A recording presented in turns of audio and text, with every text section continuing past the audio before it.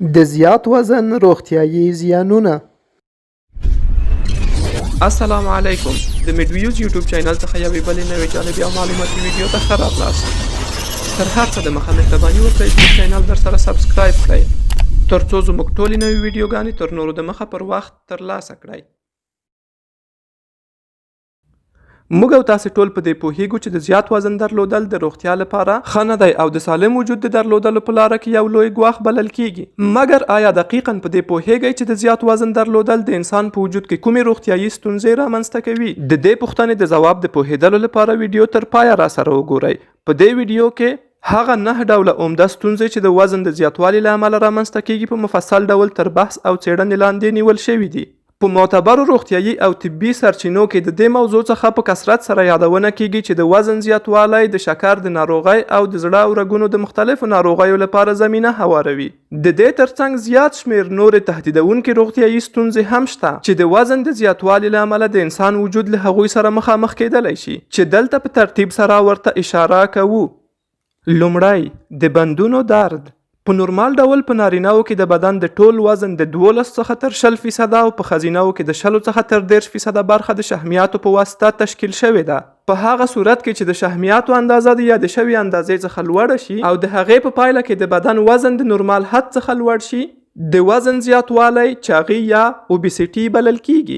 د وزن زیاتوالی په دوامداره شکل د بدن په هډوکو او عضلاتو فشار واردوي او د عضلاتو د شخوالي او د بندونو د دردونو سبب ګرځي. د دې ترڅنګ په پرمختللي حالتونو کې د اضافي فشار د اوږدمهاله واردېدلو له امله د عضلاتو د شخوالي او د بندونو د درد ترڅنګ کېدای شي د هډوکو کسرونه، د حرکاتو محدودیت، د معافیت د کمزورتیا او داسې نورو ستونزو د رامنځته کېدو سبب هم وګرځي چې دې حالت ته آسټیوسارکوپینیک اوبیسیټي ویل کیږي. دا یوه خورا خطرناکه او تهدیدونکې روغتیایي ستونزه ده چې اساسي علت یې د وزن زیاتوالی بلل کیږي. دوهم، تنفسي ستونزې. تاسو به ډیر داسې خلک لیدلی وي چې د زیات وزن د درلودلو له امله د لږ قدم وهلو څخه وروسته یا په زینو د پورته کېدو څخه وروسته او یا هم د لږ فزیکي فعالیت د سر ته رسول څخه وروسته د دوی په تنفسي نظم کې په زیاته اندازه تغییر راځي او ډیر په شدت سره تنفس کوي. دا په خپله د دې موضوع لپاره یو ښه ثبوت کېدلی شي چې د وزن زیاتوالی د زیات شمیر تنفسي ستونزو د رامنځته کېدلو سبب ګرځي. د نړۍ په کچه هغه خلک چې د زیات وزن درلودونکي دي په زیاته اندازه په مزمنو تنفسي ناروغیو اخته کیږي.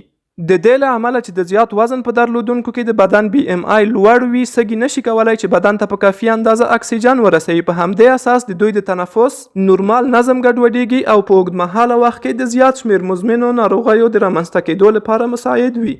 هغه مزمنې او اوږدمهاله تنفسي ناروغۍ چې د زیات وزن په درلودونکو کې رامنځته کېږي عبارت دي له کرونیک ابسترکټیو پلمونري ډیزیز COPD یا د سږو مزمنه انسدادي ناروغۍ، برانکیال اسما یا نفس تنګي، ابسترکټیو سلیپ اپنیا سینډروم یا د خوب پر مهال د تنفس د بندېدلو ستونزه، اسپایریشن نیمونیا، اوبیسیټي هایپوونټیلیشن سینډروم او داسې نورې تنفسي ستونزې چې په ټولیز ډول د سږو د حیاتي ظرفیت د کمیدلو په پایله کې رامنځته کیږي. دریم، د ینې ناروغۍ. موږ او تاسې ټول په دې پوهیږو چې د الکولو څښاک د ینې د ناروغۍ د رامنځته کېدو یو اساسي علت بلل کیږي. د دې ترڅنګ د وزن زیاتوالی هم د ینې د ناروغیو د رامنځته کېدو یو لوی علت بلل کیږي. د وزن زیاتوالی په ینه کې د ناروغیو یو ګروپ رامنځته کوي چې د نان الکحالیک فیټي لیور ډیزیز یا NAFLD په نوم سره پیژندل کیږي. دا ستونزه په ینه کې د شحمي اسیدونو د ذخایرو د لوړېدو له امله د ینې وظیفې د خنډ، ځنډ او ګډوډۍ سره مخامخ کوي. د دې ستونزې څخه د ټولې نړۍ د 10 څخه تر 24% پورې نفوس کډېږي او په عمومي صورت سره په ماشومانو کې په زیاته اندازه رامنځته کیږي. د دې ستونزې د منځته راتلو اساسي علت د انسولین پر وړاندې مقاومت دی چې د دې مقاومت د منځته راتلو علت هم هماغه د وزن زیاتوالی بلل شوی دی. څلورم، د حمل ګډوډۍ او عقامات. د وزن زیاتوالی د جنسي هورمونونو په سطحو کې د تغییراتو د منځته راتلو سبب ګرځي. په همدې اساس په نارینه‌و او ښځینه‌و کې د عقامات د رامنځته کېدو سبب کېدلی شي. د دې ترڅنګ د وزن زیاتوالی د زیات شمیر سرطاني واقعاتو سره چې د ښځینه‌و او نارینه‌و په جنسي غړو کې رامنځته کېږي هم مستقیما اړیکه لري. د زیات وزن لرونکي ښځینه کېدای شي د نورمال میاشتنۍ ناروغۍ د درلودلو سره سره د حمل په اخیستلو کې له ستونزو سره مخامخ شي. په عمومي صورت سره د زیات وزن درلودونکي ښځینه زیات وخت ضرورت لري ترڅو حمل واخلي او د حمل په جریان کې او د ولادت پر مهال هم د زیات شمیر ستونزو سره مخامخ کېدلی شي. 5 د پوستکي ناروغۍ. په طبیعي ډول د هر انسان دا خوښیږي چې روښانه، ځوان او سالم پوستکی ولري. مګر د وزن زیاتوالی په دې لاره کې یو لوی خنډ دی. د وزن د زیاتوالي له امله د پوستکي لاندې د شحمي طبقې ضخامت زیاتیږي. د دې له امله له یوې خوا پوستکي ته د اوبو رسول ستونزمن کیږي او له بله اړخه د پوستکي د حجراتو د نورمالو وظایفو سرته رسولو په وړاندې زیات شمیر ګډوډۍ او خنډونه رامنځته کیږي. هغه خلک چې زیات وزن ولري د پوستکي د زیات شمیر ناروغیو د زیات ګواښ سره مخامخ دي، چې د بیلګې په ډول د پوستکي د وچوالي، په پوستکي کې د تور رنګه لکو د رامنځته کېدو، د پوستکي د تیاره کېدو، د پوستکي د بې وخته زړښت، ځوانیدانو، اکانتوزس، اکزیما او داسې نورو څخه یادونه کولی شو. دې ستونزې ته په کتو که غواړئ چې ځوان پاتې شئ او روښانه او ځلانده پوستکی ولرئ نو اړینه ده چې خپل وزن کم کړئ. 6 روحي تشوشات او عصبي ستونزې. رواني ستونزې د وزن د زیاتوالي سره مستقیمه اړیکه لري. د وزن زیاتوالی کولی شي د میټابولیزم د ګډوډېدلو، د وینې د غوړو د کچې د لوړېدلو او د مختلفو التهابي پروسو د رامنځته کولو په اساس په عصبي سیستم فشار راولي. په دې توګه د مرکزي عصبي سیستم او محیطي عصبي سیستم د بیلابیلو برخو وظیفې له خنډ سره مخامخ کوي او د زیات شمیر رواني او عصبي ستونزو د منځته راتلو سبب کېدلی شي، چې ښه مثالونه یې د سر دوامداره دردونه، د الزایمر ناروغي او پولینګ نیوراپاتي بلل کیږي.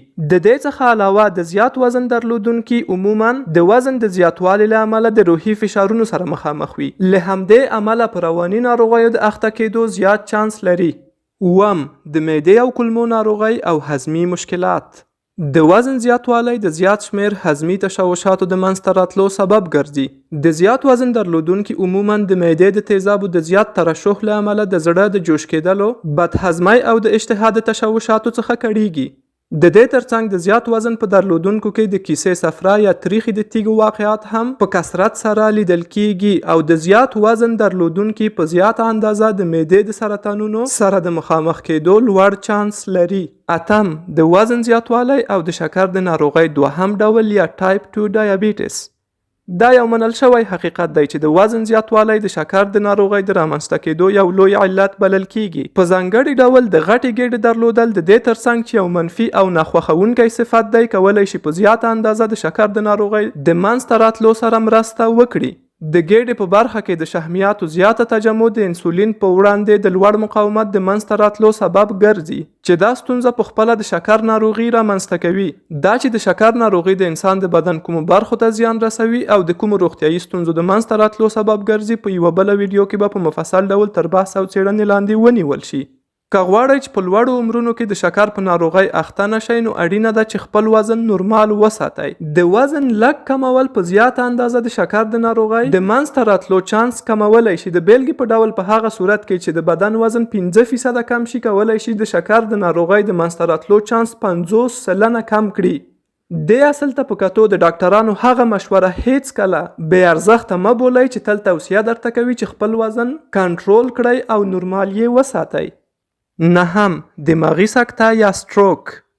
د وزن زیاتوالی د عصبي سیستم د رګونو د تنګېدلو او د هغې د داخلي طبقې د التهابي کېدلو له امله عصبي سیستم ته د وینې جریان کموي. عصبي سیستم ته د وینې د جریان د کمښت یا بندېدلو له امله عصبي سکته یا سټروک رامنځته کیږي. هر کال په اوسط ډول یوازې د امریکا په متحده ایالاتو کې نږدې 80,000 کسان د لوړ وزن د درلودلو له امله د سټروک یا دماغي سکتې سره مخامخ کیږي.